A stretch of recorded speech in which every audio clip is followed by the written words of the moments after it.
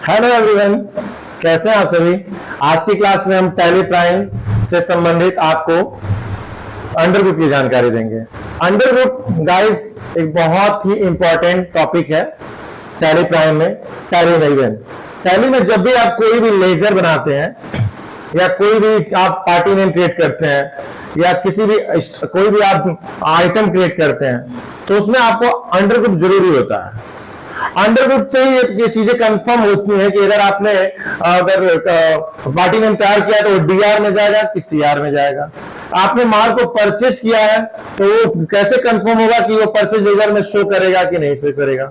अगर आपने परचेज का लेजर बनाया और उसमें अगर आपका अंडर ग्रुप गलत हो जाता है तो इससे बहुत ज्यादा दिक्कत आती है। तो आइए हम आपको बताते हैं। जैसा कि आपको पता है, सॉरी, इसमें आप देख पा रहे हैं ये हमारा टैली प्राइम है। टैली प्राइम हम कुछ अंडर ग्रुप के बारे में बात करेंगे। अंडर ग्रुप क्या है? अंडर ग्रुप के बारे में हम आपको बहुत सिंपल भाषा में बताने की कोशिश करेंगे। जैसे हम अगर जनरल एंट्री कर रहे हैं तो अगर जनरल एंट्री कर रहे हैं तो हम पार्टी नेम तैयार करेंगे सबसे पहले। तो अगर हमारे पास क्वेश्चन है कि रोकड़ लगाकर व्यापार आरंभ किया, रोकड़ लगाकर व्यापार आरंभ किया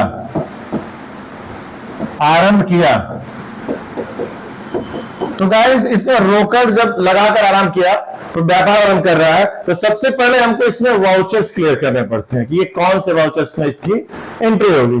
तो हम वाउचर्स एंट्री करेंगे तो सबसे पहले हम इसमें वाउचर्स हमारा क्लियर होगा कि ये हमारा व्यापार शुरू करने के लिए जो पूंजी लगाई जाती है उसको हम रोकड़ कहते हैं, कैपिटल कहते हैं। तो ये जो कैपिटल हमारा व्यापार में लगाया जाता है इससे लगाया जाता है व्यापारी के द्वारा क्योंकि उसको पैसे की आमदनी हो।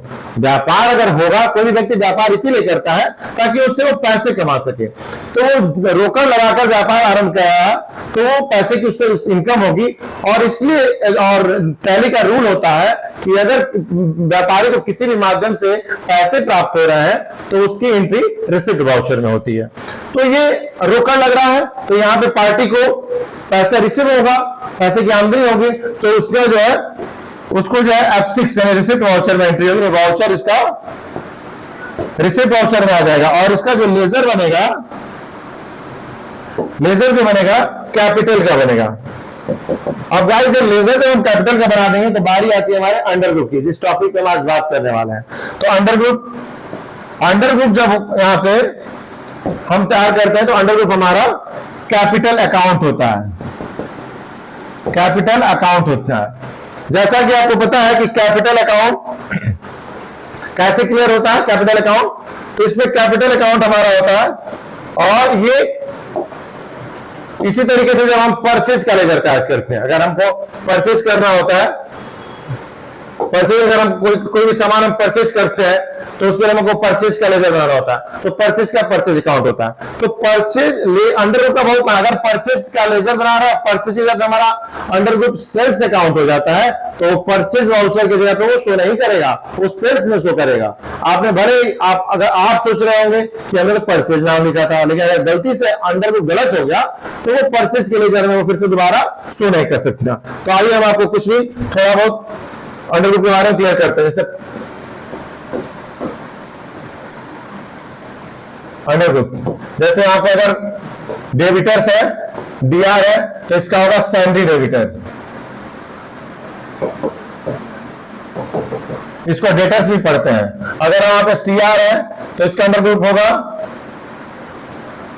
Salary creditors. अगर यहां पे परचेज का लेजर बना रहे हैं आप तो यहां पे होगा परचेज अकाउंट। Purchase account. और यदि आप यहां पे सेल्स का लेजर बना रहे हैं तो यहां पे होगा सेल अकाउंट। यदि आप व्यक्तिगत प्रयोग के लिए अगर आप रुपया निकाल रहे हैं ऑफिस से, कार्यालय से, तो उसका जो है लेजर बनता है यहां पे ड्राइंग के नाम से। ड्राइंग के नाम से। और ड्राइंग का लेजर हमेशा जो है कैपिटल, क्योंकि व्यापारिक जो पूंजी का पैसा निकालता है वो जो है व्यापार में जो भी पैसे बचते हैं वो पूंजी हो जाती है, कैपिटल हो जाता है। तो उस पैसे को व्यापारी निकालता है तो उसको कैपिटल में एंट्री होती है। बाकी जितने भी एम्प्लॉयज होते हैं वो सारे एम्प्लॉय होते हैं और उनकी सैलरी होती है। इस वजह से कार्यालय से पैसा जो निकालता है वो उसका अंडरवुड कैपिटल होता है और उसका लेजर व्यक्तिगत प्रयोग के लिए जब पैसे निकाले जाते हैं तो उसका हमारा लेजर ड्रॉइंग के नाम से बनता है। तो ये हमारा लेजर हो गया और ये हमारा अंडरवुड हो गया। जैसा कि आप गाइस देख पा रहे हैं, मैं थोड़ा इसको और ऊपर कर दे रहा हूं।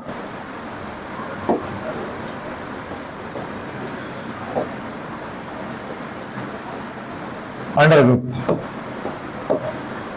अगला हमारा है यहाँ पे अगर जैसे कोई ऐसा कंपनी में अगर कोई भी काम हो रहा है, अब हमारे सामने आता है अंडरवुड इनडायरेक्ट एक्सपेंसेस और डायरेक्ट एक्सपेंसेस। तो इनडायरेक्ट एक्सपेंसेस कहां होंगे और डायरेक्ट एक्सपेंसेस क्या होंगे? इनडायरेक्ट एक्सपेंसेस जो होता है, डायरेक्ट एक्सपेंसेस जो होता है कि व्यापार में वस्तु को बनाने से लेकर के, अगर जो भी हमारी कंपनी में आइटम बनाए जा रहे हैं, जो भी माल तैयार किए जा रहे हैं, उस माल को बनाने से लेकर के उसको पहुंचाने तक के जो भी खर्चे आते हैं उसको हम डायरेक्ट एक्सपेंसेस में ले जाते हैं। जैसे सैलरी आपने दिया, सैलरी हो गया, वेजेस हो गया,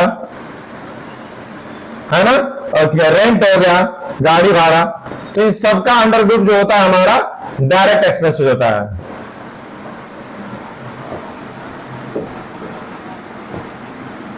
डायरेक्ट एक्सपेंसेस होता है। इनडायरेक्ट एक्सपेंसेस कहां होता है?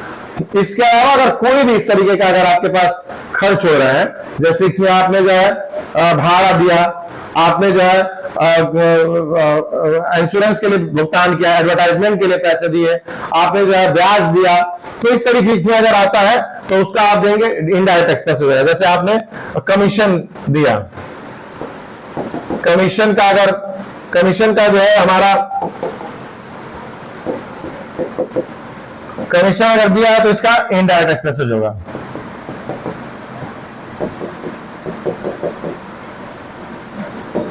और यही अगर हमारे पास कमीशन प्राप्त हो रहा है तो इनडायरेक्ट इनकम हो जाएगा। कमीशन अगर दे रहा है यानी गिव, और अगर कमीशन प्राप्त हो रहा है, कमीशन अगर रिसीव हो रहा है तो इसमें हो जाएगा इनडायरेक्ट इनकम हो जाएगा, इनकम हो जाएगा। और इसी तरीके से गाइस अगले आप देख पा रहे हैं, अगर कोई भी पार्टी है, व्यापारी है, अगर अभी कुछ बच्चों का कंफ्यूजन मेरे पास आया था कि सर एक डायरेक्ट डेबिटर और क्रेडिटर में थोड़ा प्रॉब्लम आ रही हो, तो मैं गाइस सिंपल सी भाषा में आपको इसी समझाना चाहूंगा। तो स्टूडेंट्स आप सभी को बताना चाहूंगा कि अगर कहीं भी पार्टी नेम कहीं भी है, चाहे वो माल खरीद रहा है, चाहे वो माल परचेज कर रहा है, चाहे वो सेल कर रहा है, या फिर वो किसी भी प्रकार का भुगतान कर रहा है यानी पेमेंट कर रहा है, या फिर उसके पैसे प्राप्त हो रहा है यानी रिसीव हो रहा है, तो इन सभी कंडीशन में, सारे कंडीशन में पार्टी नेम के साथ अंडरवुड जो होगा डेबिटर या क्रेडिटर होगा, salary debtor and salary creditor होगा। अब डिपेंड करना है कि अगर व्यापारी के नाम के साथ अगर नगद माल बिना, जैसे मान लीजिए कि मोहन से माल खरीदा, अगर से और ने है, मोहन ने माल खरीदा या मोहन से माल खरीदा, अगर से और ने है तो उस कंडीशन में यहाँ पे सिंपल भाषा में लिख दे रहा हूं कि से व ने है तो यहाँ पे आपका हो जाएगा क्रेडिटर, सैलरी क्रेडिटर। और यदि आपका है कि मोहन को अगर माल बेचा तो टू रहेगा, तो यहाँ पे हो जाएगा, अगर टू है तो यहाँ पे हो जाएगा डीआर हो जाएगा, डेबिटर्स। और से ने फ्रॉम है, से ने तो वहां पे हो जाएगा आपका सीआर। अब डिपेंड करता है कि मोहन ने नगद माल खरीदा या मोहन ने उधार माल खरीदा, तो मोहन ने यानी से यानी सिंडिकेटर हो गया, मोहन को माल बेचा तो यहाँ पे आ जाएगा सैलरी डेबिटर हो जाएगा क्योंकि को है। मोहन को भुगतान किया, पेमेंट में एंट्री होगी, लेकिन यहाँ पार्टी नेम है तो यहाँ पे भी डेबिटर ही होगा। मोहन को पैसे प्राप्त हुए तो यहाँ पे डेबिटर ही होगा क्योंकि पार्टी नेम है, हालांकि रिसीप्ट वाउचर होगा। तो पार्टी नेम किसी भी कंडीशन में अगर है गाइस, वो चाहे किसी भी वाउचर में उसकी एंट्री हो रही है तो वहां पे आपको सैलरी डेबिटर या सैलरी क्रेडिटर ही होगा पार्टी नेम में। तो आज की क्लासेस में हमने एक अंडर ग्रुप कुछ जरूरी जितने ज्यादा यूज किए जाने, सबसे ज्यादा यूज किए जाने वाले अंडर ग्रुप्स के बारे में हमने बात किया है, जिसमें हमने आपको बताया परचेस अकाउंट का अंडर ग्रुप क्या होगा, सेल्स अकाउंट का अंडर ग्रुप क्या होगा, डीआर का अंडर ग्रुप क्या होगा, सीआर का अंडर ग्रुप क्या होगा, ड्राइंग का अंडर ग्रुप क्या होगा, कैपिटल का अंडर ग्रुप क्या होगा। कैपिटल का कैपिटल अकाउंट ही होता है, जैसा कि मैं आपको यहां पे बता दे रहा हूं कि अगर किसी भी कंडीशन में कैपिटल है तो उसका भी अंडर ग्रुप यहां पे कैपिटल अकाउंट ही होगा। ठीक है, तो इस तरीके से मुख्य रूप से 10 ऐसे अंडर ग्रुप होते हैं जिनका सबसे लगभग 10-12 उसके सबसे ज्यादा यूज किए जाते हैं। आप सभी को आशा करते हैं कि ये सभी अंडर ग्रुप्स बहुत आसानी से समझ में आए होंगे। अगर इस तरह से कोई भी क्वेश्चन हो तो आप कमेंट करके जरूर बताएं, और मैं आप सभी का जो है इसमें क्वेश्चन को कंप्लीट करने की कोशिश करूंगा।